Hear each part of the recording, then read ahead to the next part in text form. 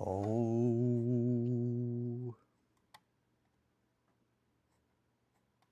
oh, hello, my sweets. Oh, won't you come with me? There's so much to show in this grim dark distillery. Oh, if you like bullshit or want some hobby tips, this nightmare priest, and binary herald magnificent welcomes you.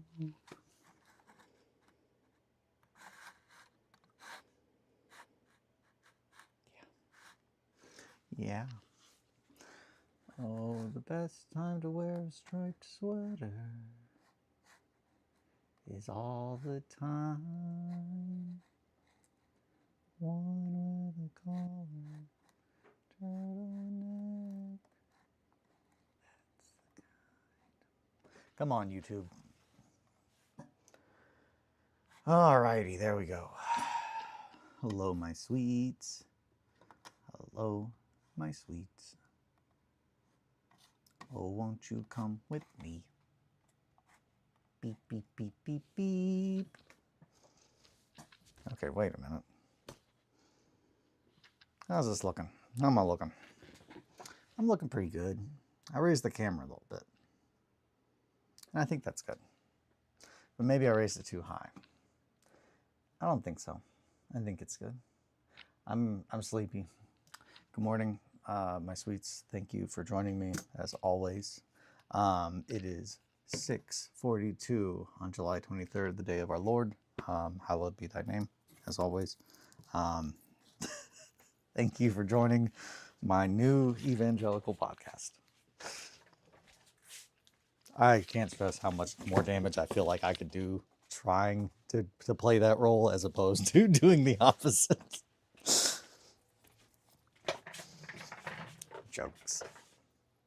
What am I doing? So, I'm hot. Let me take this off. I've been running around. Okay.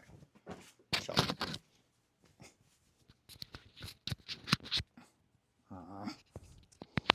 Okay. That's better.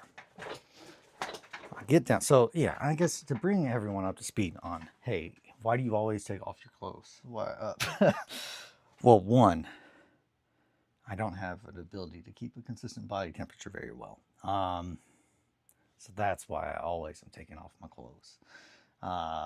Two, it's not that I'm doing it intentionally on stream. In fact, the opposite. I'm just like, God, I don't want to like show my belly or my back. Which, here's a fun story. We'll go into that. Good morning, Gardner. Hello, Margot. You came down to say hi to everyone too? Hell yeah. You want me to pick you up so you can see them? Maybe? Hello, world and all who inhabit it. Girl, what is in your toes? She's got something in her hair. Could be litter, could be dirt, could be pieces of plastic. She's walking around in the shop. It's litter. Girl, you bringing litter in the shop? You got litter in your little toes? I know you can't help it. You're silly. What was I going to do? I was going to tell you something. Okay. So, waking up. Every morning I wake up, and I'm like, oh my God, I've got to pee so bad. So I get out and I run to the bathroom. But I'm cold when I get out of the bed. So I'm like, fuck. So I get out of the bed, and instead of going to the bathroom, I go to the basement and I come down here and I grab this hoodie, because this is the hoodie that is like it's like a good go-to hoodie. You know, you need a good go-to hoodie. I got lots of hoodies. A lot of them are thicker, and they're not as, you throw them on, you're like, this feels right. So yeah, that's it. Anywho, put the hoodie on, then I'm like, holy shit, I've really got to pee now. So then I run back upstairs and I go to the bathroom. And I come down here and I dick around for a little bit trying to get stuff ready. And then 6:40 magically hits typically, and I'm like, fuck, I'm supposed to be streaming right now. And that's when you guys show up. And I love having you here. Always. I was gonna say something. It had to do didn't have to do with being naked. Oh, that's what it was. It was why I don't like taking off. Why I don't like to take a second layer of clothing off around other people. It's a very fun story, and it happened at Games Day 2006 or 7. Uh, and no shade whatsoever to the dude who said this. In fact, I kind of am glad that he did, because it added a whole new word into my vocabulary, which I then got to share with other people. And I do. I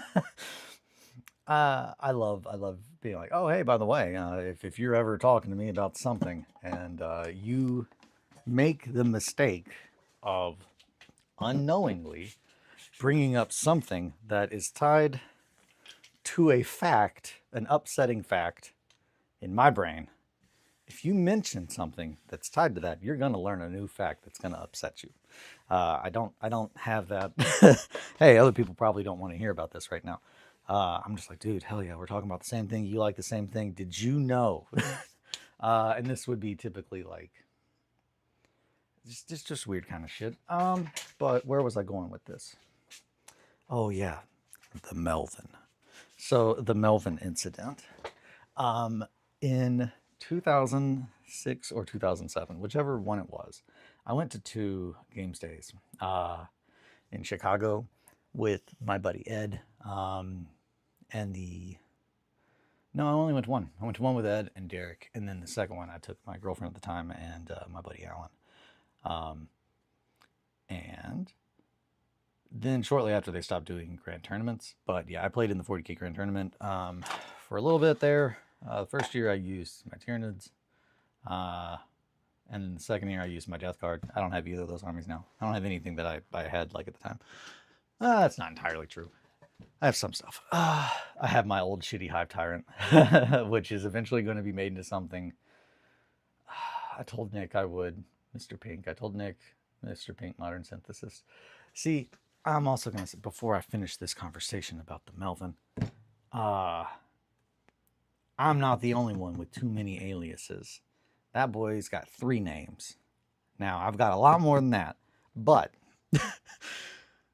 I'm just saying, like, in hindsight, find a name that you really like and like stick with it. Or fuck it, I don't know what I'm talking about. Just keep picking random crazy names. Piss Pants is a good name for a podcast. I'm not wrong.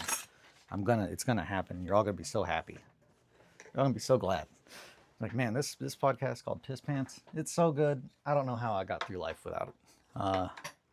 And if I'm being honest, Asking Strangers If They're Ticklish is my second favorite podcast. I gotta tell you guys about the incident. So I'm in line at the Black Library, like checkout. We love a good nom de guerre. Nom de guerre? Nom de guerre? Nom de guerre. Nom de guerre would be... What is guerre? I think I'm trying to turn that into a different language than it is. In my defense, they are all based on Latin, which is kind of how you can kind of do that sometimes. It's kind of like French. I can read a lot of French. Shout out to Le Blog de Couzes. Le Blog de Couz. Le Blog de Couzes. It's Couzes, Couz. Whatever the name is. You probably know it already. If not, I will put a link in Discord. I'll find it and put a link in there for you guys. But and I don't even know if it's still fucking active or not. But that is one of the sickest fucking blogs out there as far as real over the top. Like, I will say that they are not it's a French phrase. Okay. So I thought it was French. Like nom de guerre. A little bit nom de guerre. I'm trying to put that together of like, what does that mean? My brain, it's too early. Je suis la bibliothèque. That's all I got. I am the library. Uh, shit. What was I gonna say? Piss.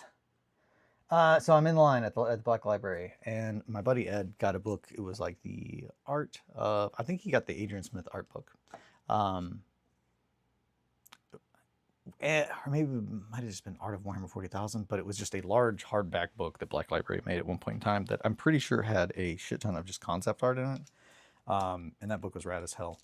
That was the same year that I picked up my Scythe Hyrule, which was, of course, followed by the year after where I sold my Scythe Hyrule on eBay because it was the worst fucking mold of any model I've ever seen in my life. And I paid so much money for it. And I was like way younger and did not have as much funds. So it's just like, yeah, they definitely put a bad taste in my mouth then. But so I'm in line at the Black Library like store checkout. Also, this was really cool because like at the time they still had people like come and like you could meet people. So like my buddy Derek got all of his Gaunt's Ghost books signed by Dan Abnett because Dan Abnett was there and you could just meet him. At the time, I had not read anything by him, so I did not, ironically, get to be as excited about meeting Dan Abnett. However, that would have been dope. But yeah, it was fucking amazing. So in hindsight, it's like that's wild. Also, I'm pretty sure I might have even talked to. I don't know if it was Simon, but I'm pretty sure there were a bunch of the dudes from the actual like Forge World like team running the Forge World booth there. If not, false memory, but yeah. So that was pretty fun. It was definitely a fun event. The year after was when Chicago changed their laws to where you have to have. It's so fucking stupid, and I don't know if they're still like this. If they are, and you live in Chicago, hey, do something to try and change this because it's very dumb and like. But at the time, and I'm almost thinking now, God, it has to be different. So much time's passed. I'm so old. So at the time, you had to be 18 to book a hotel online, but you had to be 21 to check into it, which is like really cool for like an age group of 3 years where you book a hotel that is 6.5 hours away and then you drive there and you're like, what the fuck do you mean I can't check in? I'm a child almost. Like, so we ended up having to go to my buddy Alan, who is just a wild card incarnate. He was like, "Oh, I got an idea." So he just went literally next door to a car wash next to this Motel 6 that we were staying at, and he found a guy that he was like, "Dude, I need to check into my motel, but they won't let me because I'm not old enough. Can I give you my old license? And if I do anything wrong, can you hunt me down?"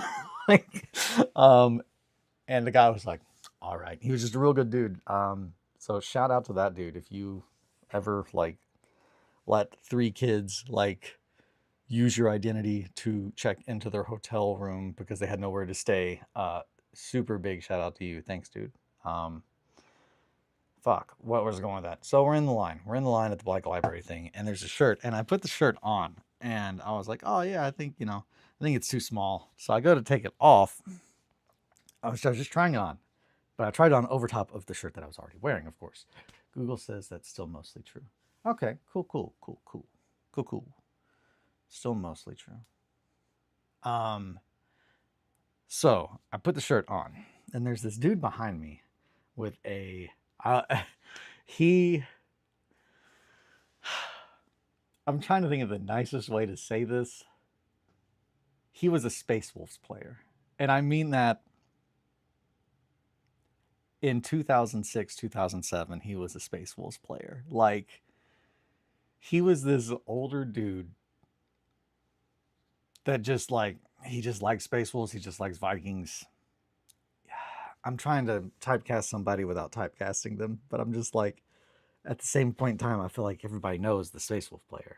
You're just like, he's just kind of loud. He's kind of goofy. there's a certain kind of people that like Space Wolves, I think. Anywho, so this older guy is behind me, and my buddy Ed and I are looking at my shirt, and I'm like, yeah, I might get it, and I pull this one off, and when I do, it pulls the second shirt, or the shirt I'm actually wearing up, like over, and like you can see, I guess, my underwear, and the Space Wolves player goes, ah, your boxers are hanging out. I could have given you a Melvin. And Ed and I both just stopped because we are in I mean, I'm trying to think of the amount of people. I'm sure we could probably look it up. The attendance of 2006 or 2007, Chicago Games Day. There were a lot of fucking people, though. Like, it's just a very strange situation to be like a young guy, and then have like an adult and be like, "Oh, I could have grabbed your box. I could have given you a Melvin." And both of us are just like, what the fuck is a Melvin? Just horrified. And he was just like, oh, it's like when you grab someone's underwear and you pull them up, and we're like, you mean a wedgie? And I'm not going to be able to do it because I've been laughing, but I cannot stress the way that he said, it's also called a Melvin. The most matter of fact delivery. You're just like, oh, you mean like a wedgie? And keep in mind, we're both afraid. We're like, oh, you mean like a wedgie? Like, who's this creepy dude? And you're just like, it's also called a Melvin. And it was just, I think about that often. And I'm not saying that there's anything, don't give people wedgies, don't give people Melvins. In hindsight, I have since looked up the term, and I don't think it meant what he thinks it means. And he's not wrong, but I believe it's more of like a front wedgie. So it's just like, but that's the time that I was told by an older Space Wolves player that I pretty much was just reminded that, yeah, hey, don't be walking around with your undies hanging out, or you might get a Melvin. And that's horrifying to say. And my undies weren't just hanging out. It was just like little tip, I was dressing appropriate for the occasion. Also, I'm not nothing on that guy. I don't think he was trying to be creepy. It was just oh, hey, I can give you a Melvin or a wedgie. God, that just something. A Melvin just sounds so much worse. I just said it, and I'm just like, I could give you a Melvin. That sounds so bad. Like, that doesn't sound good. If you're listening to this on your way to work, or I'm sorry, but you chose this. This is the life you chose to have. Is waking up in the morning and listening to me. I don't know why you do it. I really appreciate it, though. It makes me feel good. Here's a hobby tip. It's just, this one's out the handle. I really like this stuff. General purpose mullet matte varnish from Winsor & Newton. It's really wild that for some reason, this one is like half the price of all the other art varnishes. I don't know. But yeah, that's one thing that's on my desk that I'm looking at, and I'm thinking, man, I gotta talk about that. Another thing that's not on my desk, but I gotta talk about that, is my little dice roller. I showed this yesterday, but I'm going to start calling it that. A Melvin. Yeah, I mean, I'm pretty sure when I looked it up, a Melvin was a front wedgie. Like, also, I can't say front wedgie and not think of the band The Front Bottoms, and then immediately not think of what we always say that Margot refers to them as the Front Butts. Oh, I love the Front Butts. I love that band. They're good. They make good music with the Front Butts. They do. Margot's a big music lover. She loves the Front Butts. Loves Jim Henson. Big fan of Polyphia. It's her favorite band. She's a big fan of Jim Henson, his work musically, as well as his directorial work. Loves, I can't stress this enough. I don't know where she is. Her ears they're turning red. I'll tell you that much, or pink. Oh, she's sitting right there. She's sitting on her little bed. So Margot, fun fact. I don't know if I've shown this. I don't know if I have a way to show this. I'll get the whiteboard. Actually, yeah, I'll get the whiteboard. Hell yeah, it's already clean. I was prepared. I wasn't. I just did this yesterday, probably by mistake, or by an accident. Alrighty. hey, there's my marker. I'm going to show you guys how Margot likes to sit in her little bed. We got to do a little perspective here because this little bed has lots of secrets. I mean, not too many secrets. So in this little bed, there's a bunch of little holes.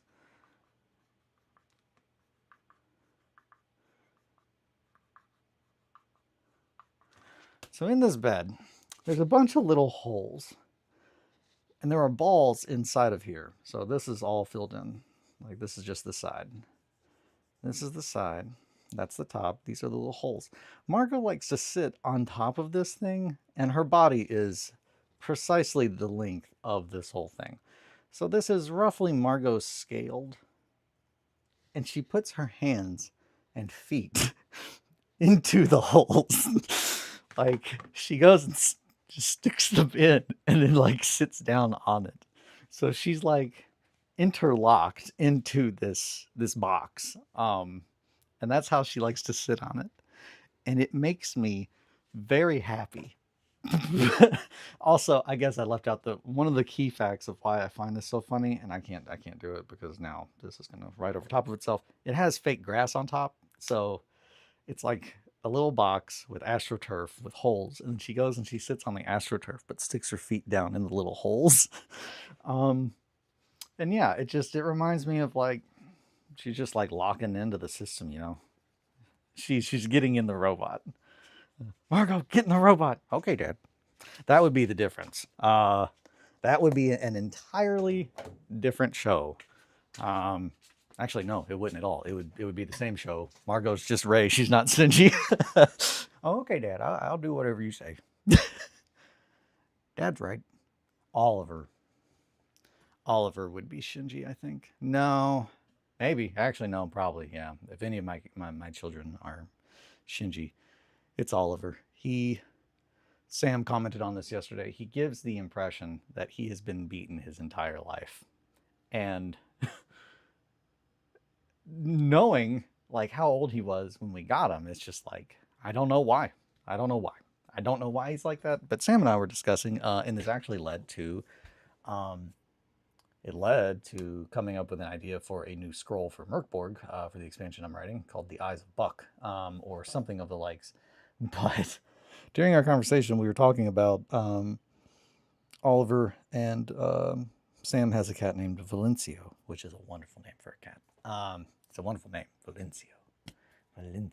Margot using an Eva to slap an angel around like a brown recluse. Oh yeah, just boop, boop, boop, boop, boop, boop, boop. Yeah, Margot, absolutely. She would be all about stomping on Nerve headquarters at the end. She's just like, Dad, let me in.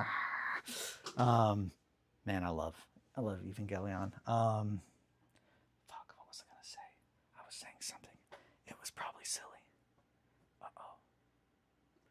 Man, I had so many things to tell you. Shoot, I need to start writing them down, but the problem is like they come while I'm writing, so it's just like shit. What was that idea? What was that statement? Also, I'm like still waking up, but I think that's like a really good time to do these kinds of things. There we go, Christ nails. So, been working on my Christ nails. I think I finished these yesterday, so I don't think you've seen them. But at this point, today I just have to paint them and to do the tying and finishing them. But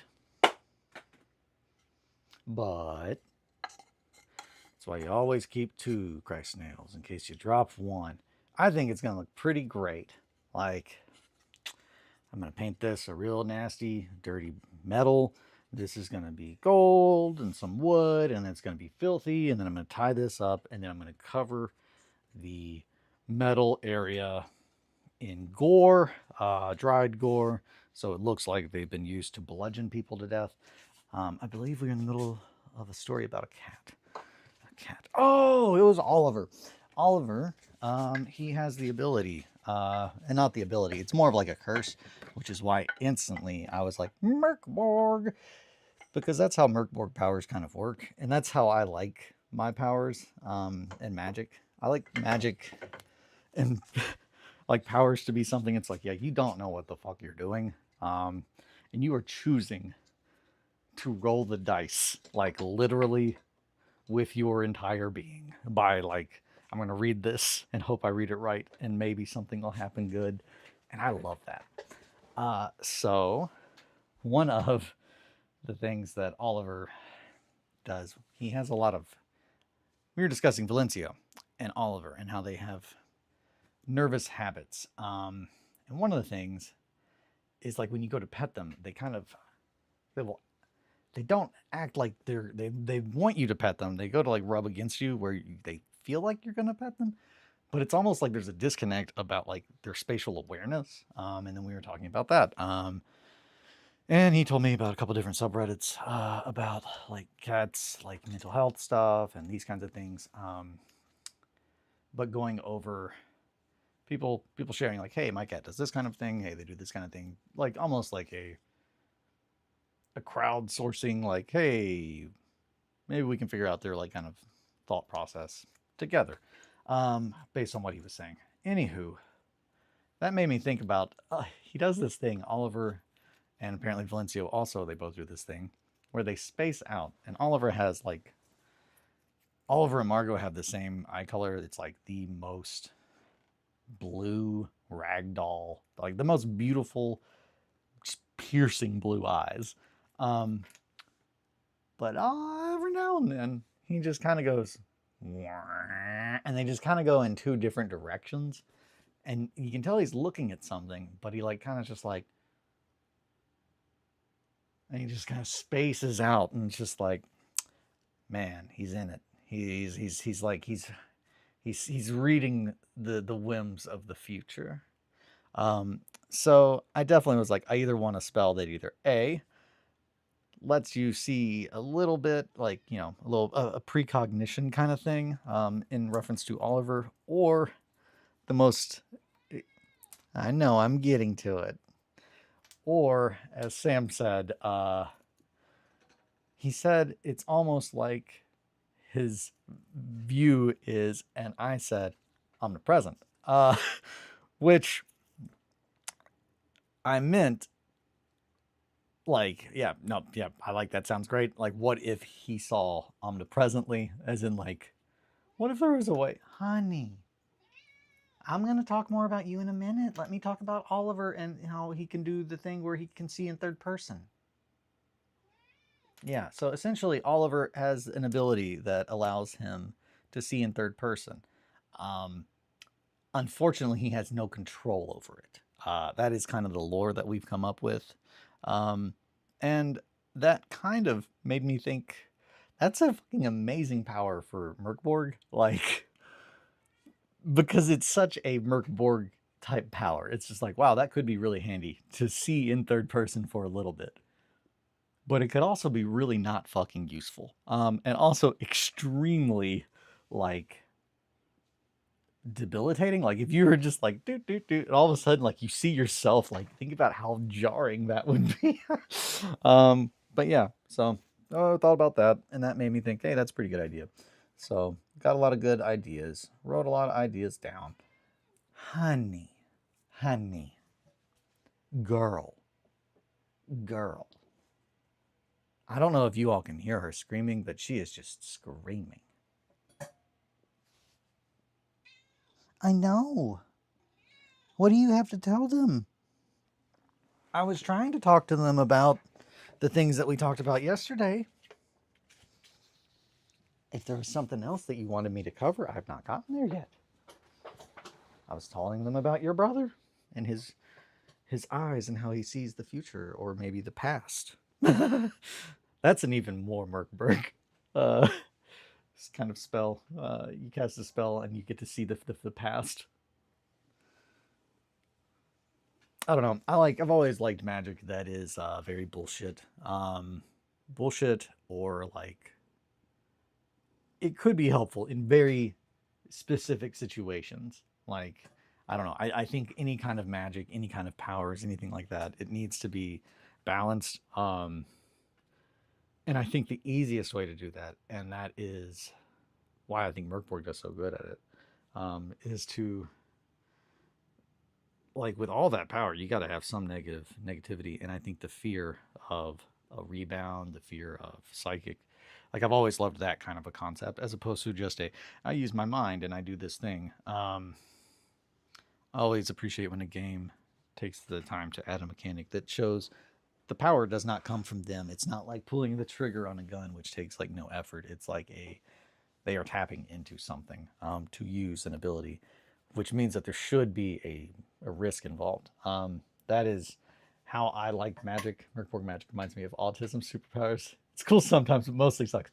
That I cannot stress enough is exactly what I mean. Like that Merkborg Magic, it should be like, wow, that could be cool, but man, a lot of the times it's like that is not only not useful, but if you tell me that you can do that again, I'm gonna tell everyone else and we're gonna fucking crucify you, you fucking witch. Like, it's stuff that's just enough to be like, wait, what?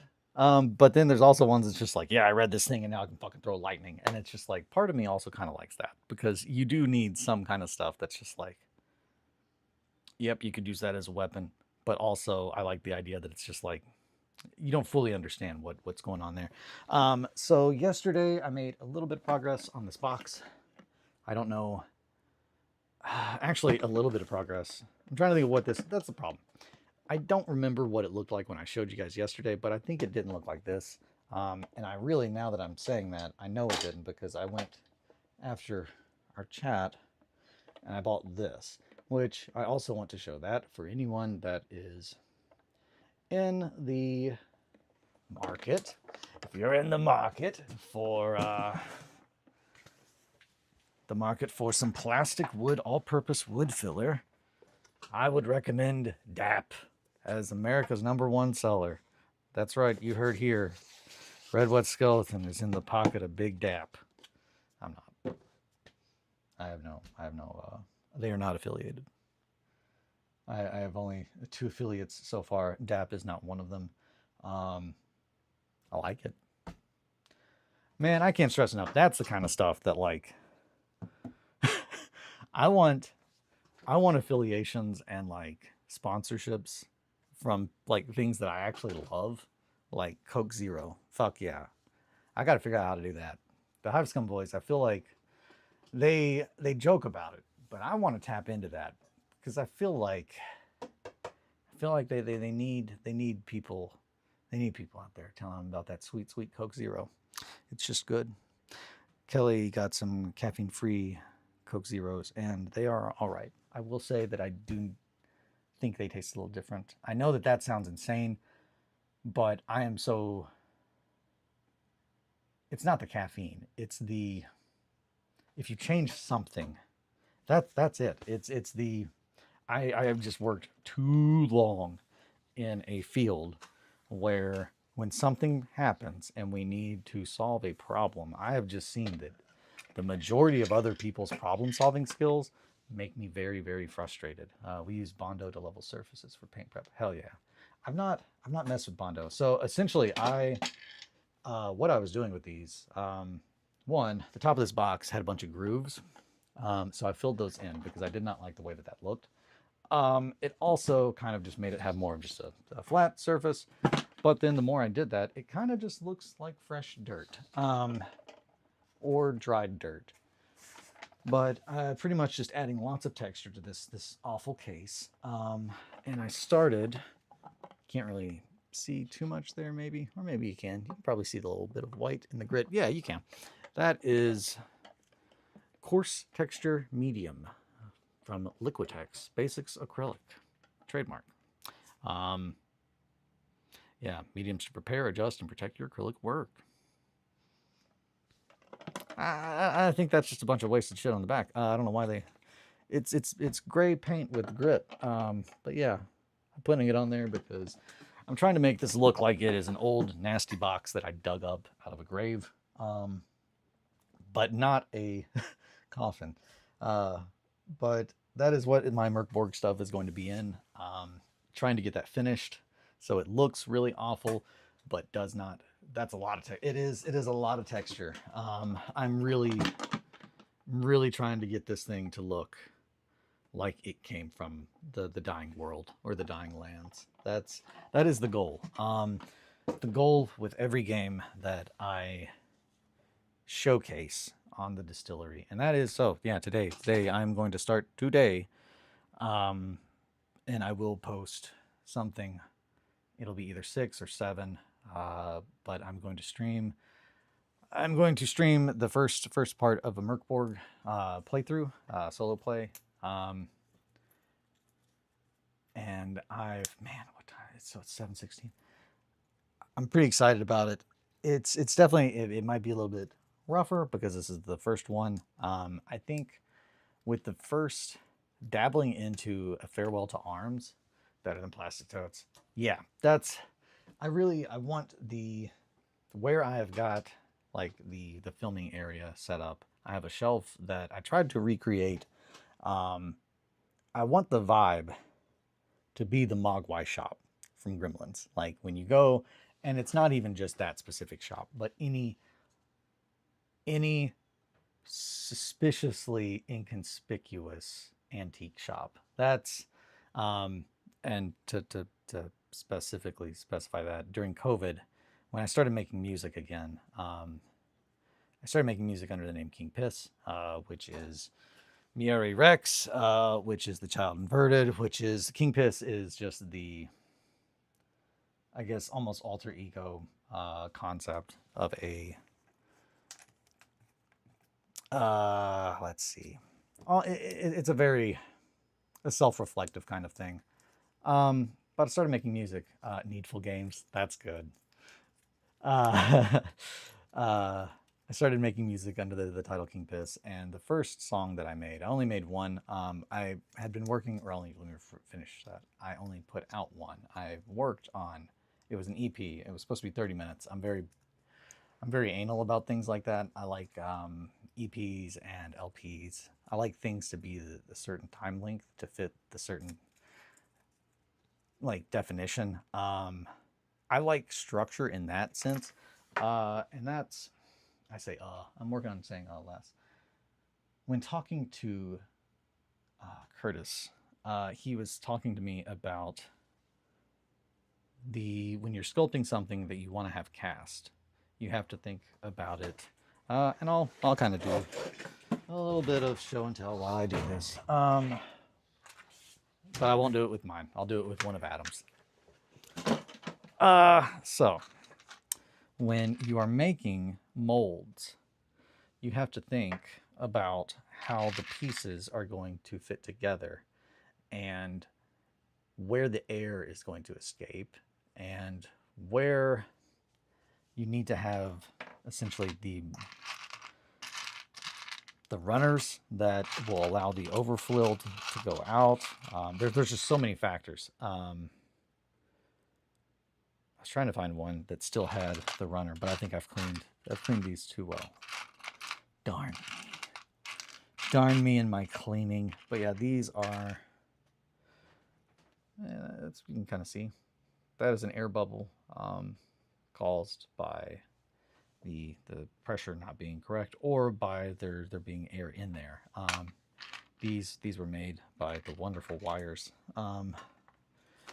So one of those is actually I think all of those. I don't. This is one of Shane's, I believe. If it's not, then it's one of Adam's as well. This is Adam's. This they cast for me when I went to go visit them. We were hanging out with their wives and Greg upstairs, and Eric and Adam just disappeared. And it's just like, where'd they go? And it's just like, eventually I went downstairs and they were in like the back of Eric's basement with their all the equipment and just down there just like they're like, oh yeah, we're making you some models real quick. And I was just like, you guys are so sweet. Oh my goodness. But yeah, making molds and stuff. When talking to Curtis about that and like, oh, okay, so I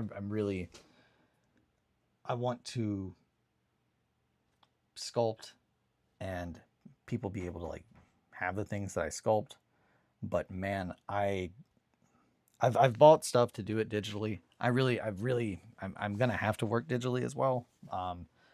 But before anything, I would like to have a model that I physically sculpted by hand for sale before I have one digitally sculpted.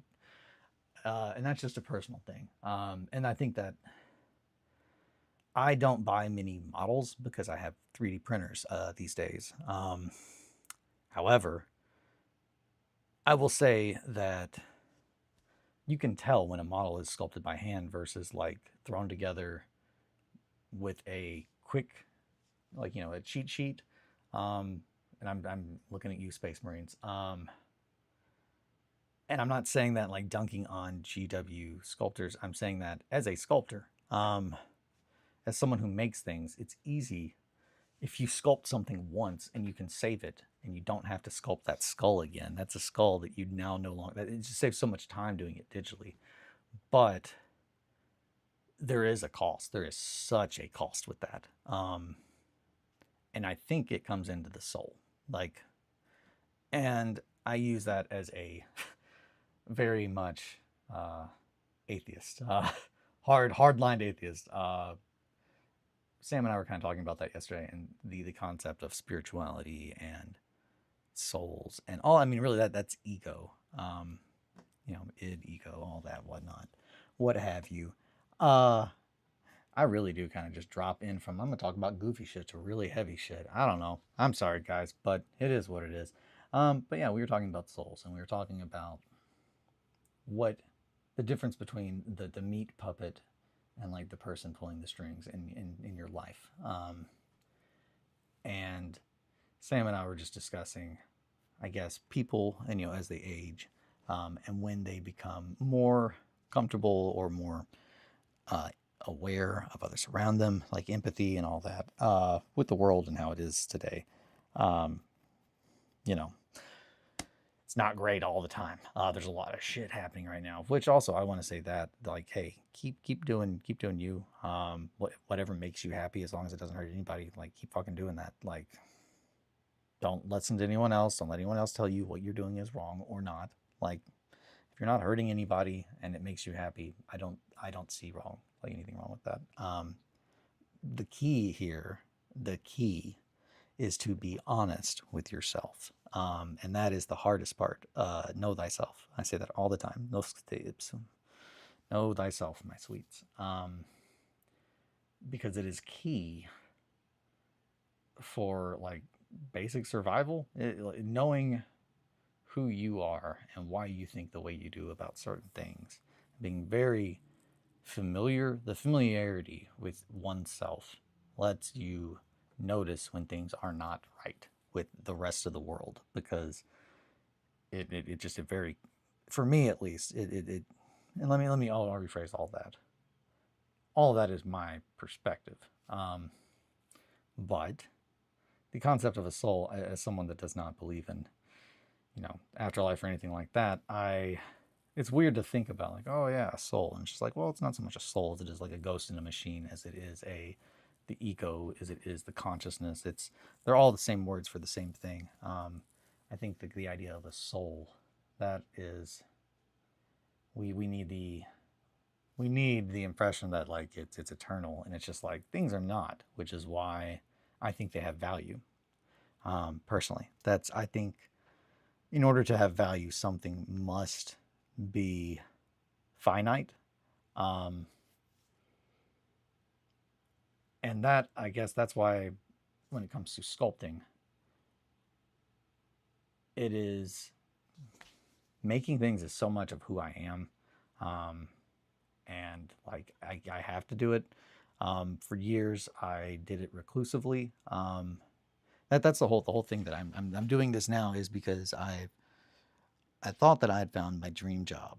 I thought that I'd found a job that would let me use my skills and the way that my brain works, the way that I am, naturally. I thought I had found a job that let me do that, and it would be helpful for people, like for everybody, not just me. It's like good for me, pays my bills, and I'm doing a good thing. And over the years, that slowly became more and more of it's not even what I like to do. It's just it just pays the bills. And then it went from me even being like trying to help people to don't even give a shit about like helping people. It's just a grind. Just it went from being everything that I wanted to be to I now run a meat grinder, putting what I love into the meat grinder and trying to recognize it when it comes out the other side. And that means that in my personal life, I go to extreme escapism, which is, for my whole life, I've been building these imaginary worlds to play in, to have my own stories to tell. Um, and that has been great. It's been wonderful. And it's been, a lot of fun sharing that with others. But that's the key thing. The key thing is to not go into yourself entirely. You need human interaction as much as you think you don't. If anyone is hearing this and needs to hear it, you do. You need human interaction. There was a point in my life when we were talking about colonizing Mars for like one of the first times. Like it was like, oh yeah, we legitimately could start working on that.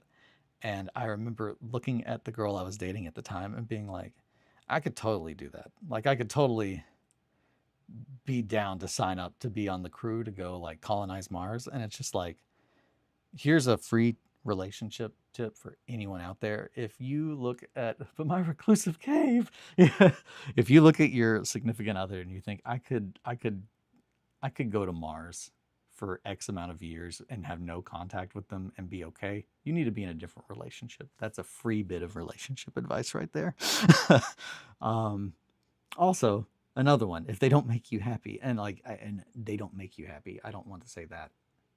They are not supposed to make you happy. A relationship should not be them making you happy. It should be someone that, you share your life together with and you have an equal respect and a care and a love for each other. It's a collaboration. A relationship should be a collaboration. That's what I'm getting at. Man, I'm in my deep feels. I'm sorry, my sweets. I was talking about plastic wood and digging up this box, and then I got really into heavy shit. How did we get here? How did we get here? I don't even understand. I've got my Christ snails. I got to paint them. I'm not going to fill in these holes, I don't think, because I feel like when it comes time to grit this baby up, we're going to do that then. I got to be a little woodworker with these. I don't know where my saw is. Where the hell's my saw? Where's my goddamn lawnmower? I say that all the time. I say that all the time. Here it is. Zona. If you're looking for a hobby saw, this is one of my favorites. Actually, I have two favorite hobby saws. I'll show you them right now. This is my favorite. This is everybody's favorite hobby saw. If you want a good hobby saw and you don't want to buy another one, this is the one that I would recommend. It is a JLC, the Liber Kopek. It looks like this, or anything that looks like this. As long as it can hold a blade like this, you're Gucci. I love these saws. You see them a lot more now. 10 years ago, I don't think very many people were using them in our hobby. If any, I found out about them by scale model websites. The majority of tools that I have that are weird and that I use a lot for my specific style of like hobbying, other people that are going to use those are going to be like the wires, because I told them about them because they're my friends. Got to share all my tools, and they've shown me so many things over the years. Like my number one favorite glue is like, so if I'm buying super glue, there are two types of super glue I buy. The cheap kind that has no name brand, like it doesn't matter, just whatever is the cheapest, because I use it so much that it's just fucking, it is what it is. And then if I am making something so pretty much this is for if I'm making big stuff and I don't care about how clean I need to be, I use this. If I am working on, say, a model and I want to put like an eye or something in there and I need a very precise, controlled amount of super glue, the only one that I fuck with is crazy glue. And that is because of where I live. I live in Kentucky. And I cannot stress enough, a lot of people don't fully get what that means in the sense of the kind of hell that I live in.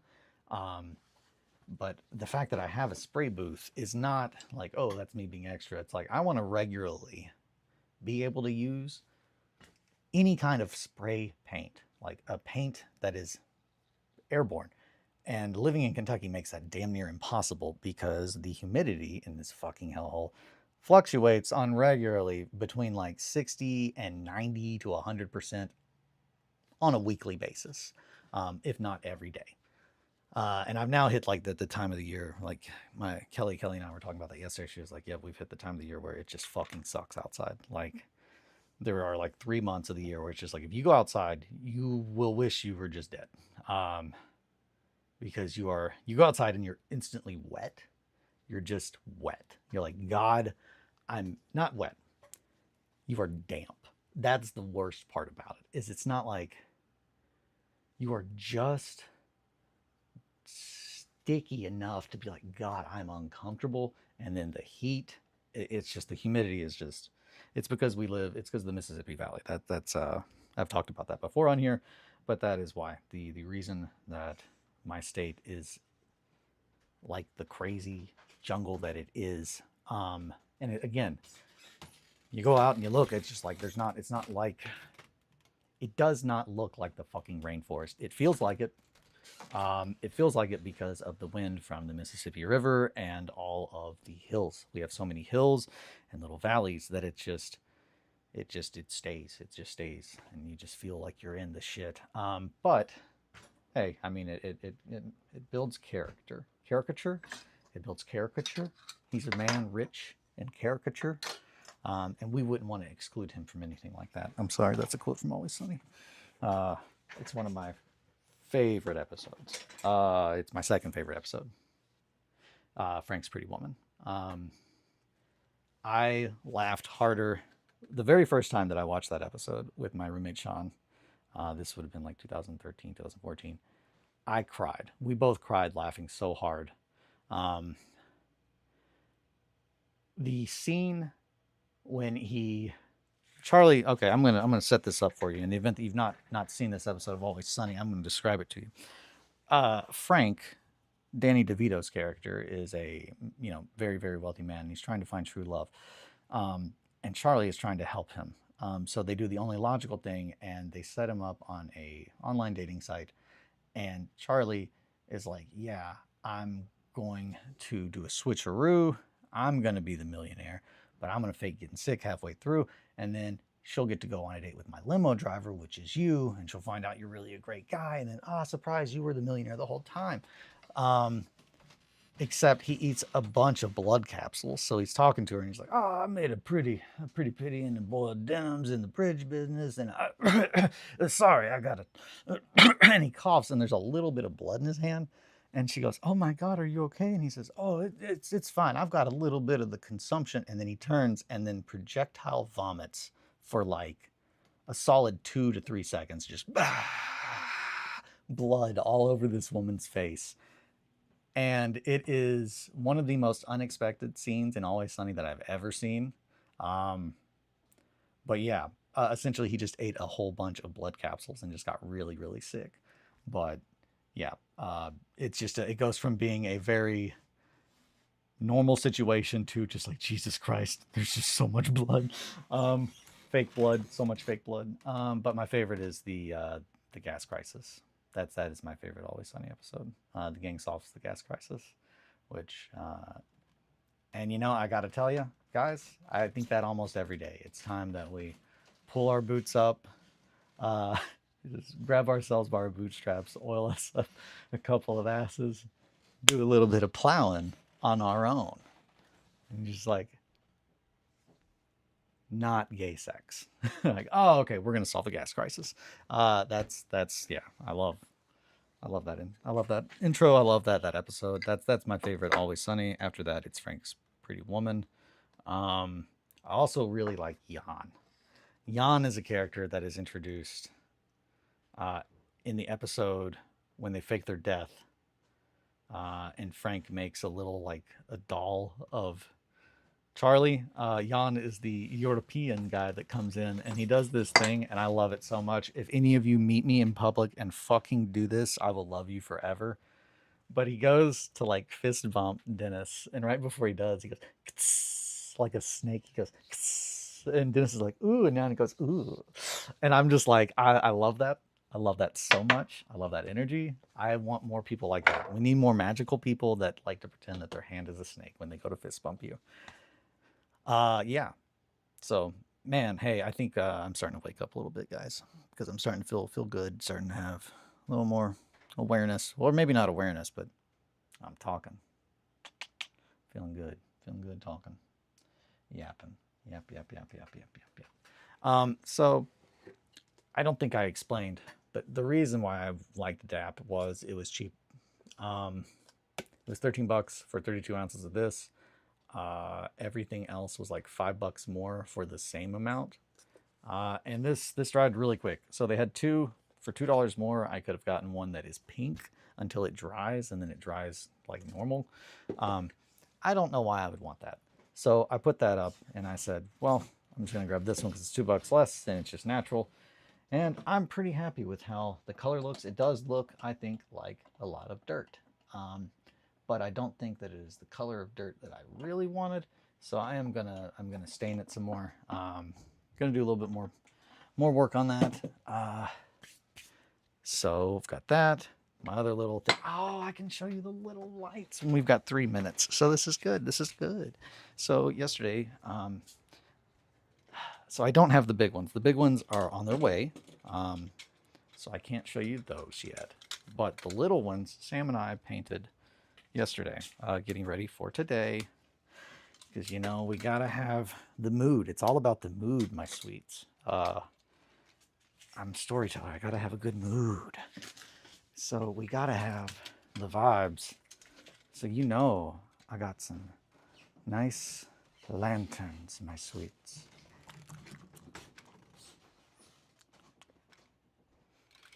Yeah. So it's probably easier to see the pink when you're applying it to certain things. Oh, yeah, I'm sure.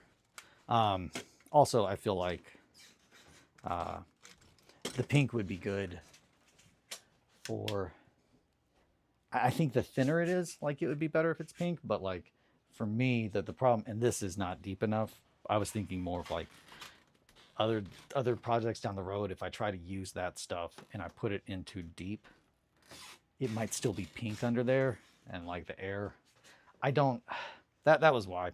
I was afraid that the stuff at the bottom would still stay pink and that the stuff at the top would be dry, and I would think it would be good, and I would start working on it, even though I know time-wise it has not been long enough. That was my thinking.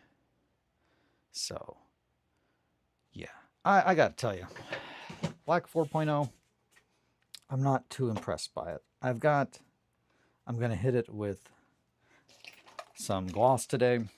And it does still look a bit like, you know, it's dark. Yeah, that's dark. It doesn't look like an abyss. It looks like black painted cork, Stuart. It looks like I painted my cork black. I could have done that with any paint, Stuart. So yeah, I'm trying to think of what to say at this point.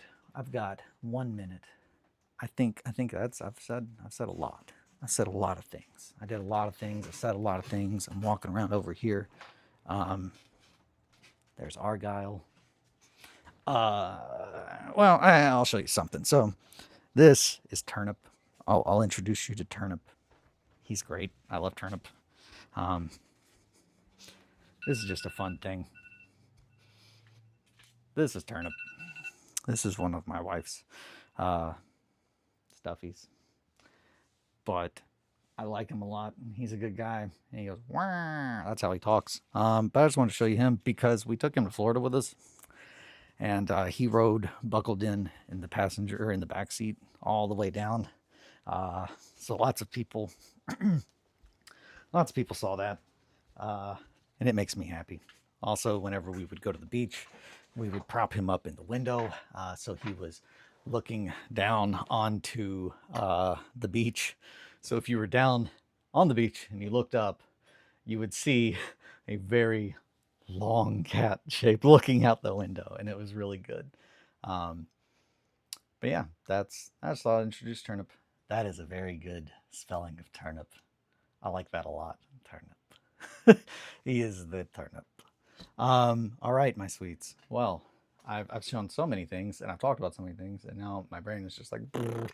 But thank you all so much for hanging out and keeping me company and listening and your time more than anything. Thank you so much for your time. I appreciate it. It means the world to me. I will post something on the Instagrams and on the Discord about a finalized time period. I'm just trying to crunch to get everything done tonight. I really don't want to.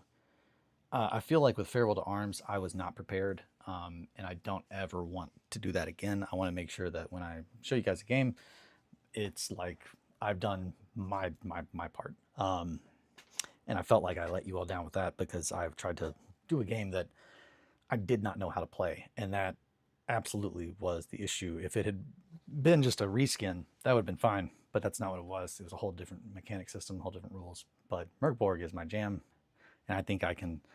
I'm confident I can run through that in a nice smooth way, and it be entertaining for everyone. I'm excited to show a lot of the stuff that I've got thought up to try and make it more streamlined.